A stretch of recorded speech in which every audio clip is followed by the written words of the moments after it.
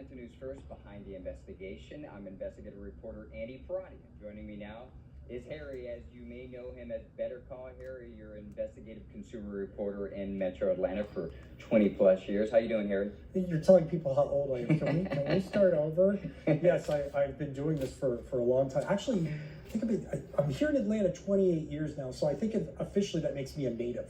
I think so, just barely. Well, your investigation is going to take us on the road. You're going to tell us about this issue involving a car, multiple vehicles, where there may not be a fix. There's a problem with these vehicles, but there may not be a fix until next year. Tell us about it. Yeah, you know, when recalls go out in this case it was Ford, you expect when the recall goes out about a problem with the car that there's a solution or a replacement part or bring it in because the airbag is bad. But in this case, and this impacts over 100,000 Ford owners who own the EcoSport with the 1-liter engine.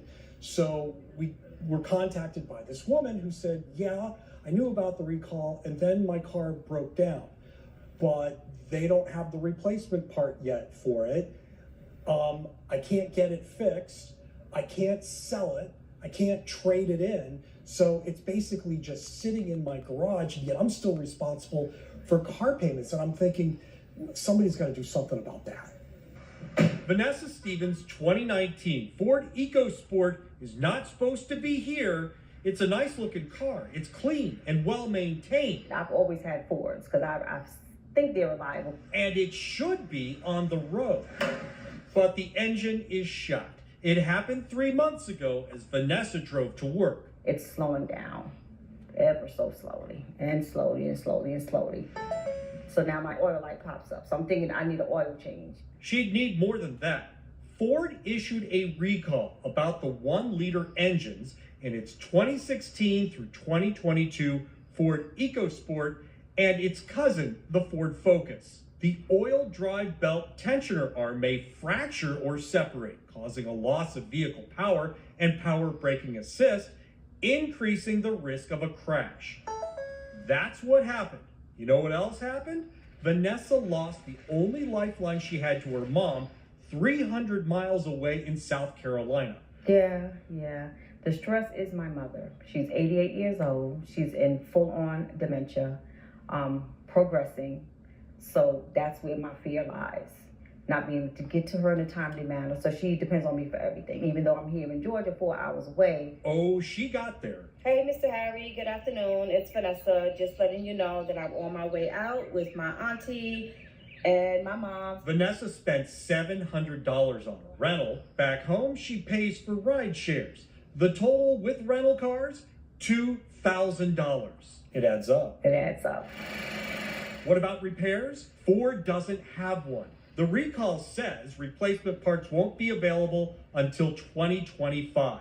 And there are no loaner cars for this situation. They don't give out loaner cars because they don't know how long it will take for them to receive the part. She can't trade the car, can't sell it, but she has to make her car payments. So how many Vanessas are in the same car? Ford did not respond to us. However, a Ford representative called Vanessa the same day to offer a resolution. And 5-star Ford in Stone Mountain confirmed that Ford Motor Company would pay for a new engine. The dealership towed her car back to the shop and 3 weeks later returned it with a brand new engine courtesy of Ford Motor Company. This is a trick question. Do you think this would have happened if we hadn't gotten involved? No, absolutely not. Not at all. Nope. No. I still would have been stressed out. Still calling them every day, getting updates, trying to speak to someone in the higher ups. So no, not at all. Plus, Ford offered reimbursement for the rentals and ride shares. Add it up, and it equals relief. You said you wanted to hug the car. Did you want to do that now? Yes, this is my car. I missed my baby.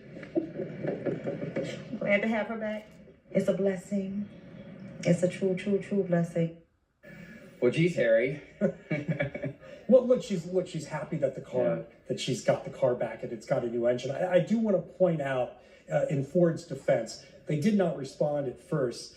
And then right before the story aired, after we emailed them and contacted them through their media press relations office, they responded 12 days later after we said, hey, the story's running tomorrow. And then all of a sudden, everything was changing. And then all of a sudden, the car is back at the dealership.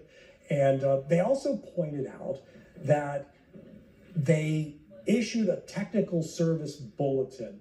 So that's not something that you and I would see. Yeah. That goes to the dealership. And they were saying to us that, hey, look, we sent out this technical service bulletin to the dealerships back in June, telling them as a temporary repair, we'll give you a new engine for this car.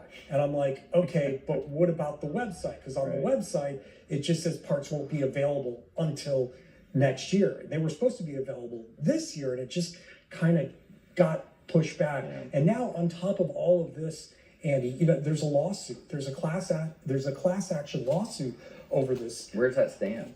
Right now, Ford tried to have it dismissed. We do have the lawsuit on our website, but as of today, that case is moving forward, and it's all over the design flaws with the engine, and people complaining about how, if the oil pump goes and the belt goes and the belt tensioner, I believe this one, I'm sure they'll correct me if I'm wrong, is inside the engine. I know when we went looking for it, it's like, where's the belt?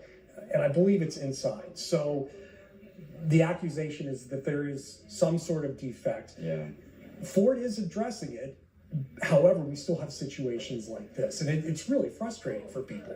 One of the most memorable parts of the story was hearing from Vanessa Stevens talk about how she simply can't go see her mom without spending hundreds of dollars. I mean, I think you added it all up, it was around $2,000. But that moment where she says, I can't see my mom that needs me. She has dementia, she's several hours away. I think that really hits it home of the impact when these things happen. It's not just an inconvenience, it's a situation where this woman may not have been able to see her mom, who may not be around very much longer. I imagine that really was a strain. That was tough. I mean, that was really, as we sat down and talked, and then she kind of revealed that during the interview. You So never glad know you kept that in. Yeah, you never know what's going to happen until you kind of get into the interview with somebody. And so she starts bringing up her mom, and I'm like, so are you going there? How are you getting there? And she said, I'm renting a car. Wow. So she did, and we asked her to send some videos to us from the town in South Carolina where she lives, tiny little town. And she was able to get there. But she was also talking about having to rent a car to go to her son's college graduation. So there was another $300 or $400. And you kind of understand the dealership's point of view on this one, in that they're not a rental car agency. Yeah, they have a certain amount of loaners, Right. but they can't give somebody a loaner knowing that there's no date on the fix. How'd you hear about this story? It was an email that came into our investigative unit, and just like anything else, you take a look at it, and then once you start diving in, you realize there's a whole lot more there, because again, at least 135,000 vehicles on the road with this 1-liter engine. You've done dozens, probably hundreds of stories similar to this one, where it involves a car company, they're not doing the right thing. I mean, other than calling you in circumstances like Vanessa's, what would you tell people to do? That's a tough one. On this one, I kind of felt like the only answer to this story is media involvement. Or hiring an attorney. Or getting in on the class action lawsuit. But, you get into a class action lawsuit. Years will take for you to get a resolution. And then what's the resolution? How much are you going to get versus what goes to the attorneys and how it's all set? People can't wait. And you also have to remember that you also have to pay insurance. Mm-hmm. All during that time. All during that time. Yeah. So I'm glad we were able to help. Even though a fix was already issued, it just took us pushing a little bit. I would say to somebody, keep fighting. If you have this issue, you can ask the dealership, and also get online and start doing your research. Yeah. Because we found out about the lawsuit just by Googling it. Oh, wait, there's a class action. So the squeaky wheel eventually gets the grease. Right. There's my point. It is true. Document, document, Yep. document.